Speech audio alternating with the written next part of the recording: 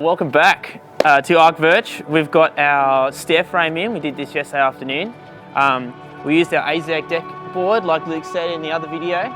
We screwed it on one side and then we literally just bent it around and we built all these straight on. You'll notice that at the back the stair stringers are quite frequent, but that's because as you bend it they open up. So out the front here we have our 400 centers. We've got our bearer laid in underneath.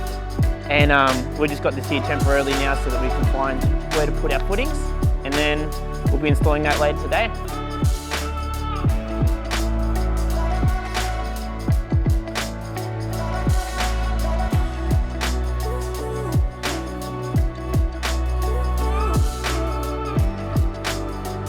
So today we're installing the decking boards and they're running this way.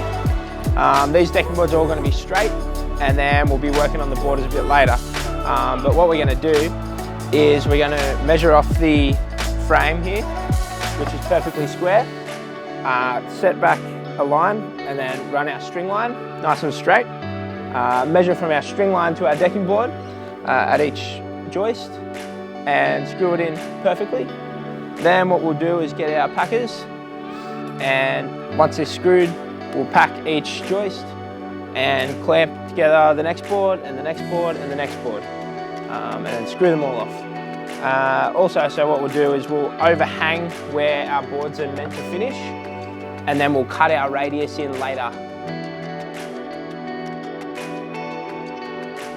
Okay, so with our stairs here, what we've done is installed our bearers underneath here, and we've had three holes dug, and we've poured the concrete in there with our post installed into the concrete, and we've just wrapped that post in our joist protection tape to give it extra protection.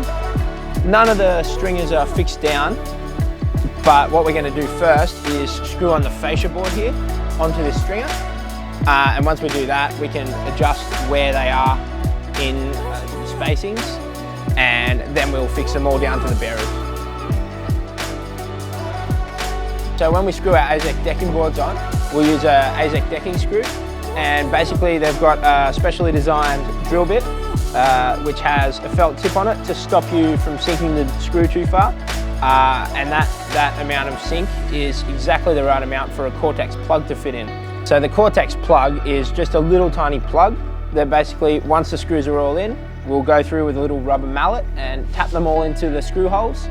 And it has a grain on it which matches the decking boards. So basically when you walk out on your back deck, you've got a perfectly clean finish with no screws visible. So we've got some deck lights that we're going to install into our risers here, and we're going to have 4 sets of lights, so 1 row, 2 row, 3 row, 4 row. Basically you plug the light in to this extension cable, and then the extension cable runs into our transformer. And then the transformer is plugged into a general power outlet, and that'll connect it up to some power inside. And this will just create a nice aesthetic outside, seeing as we've got the fire pit here. It's kind of an evening vibe.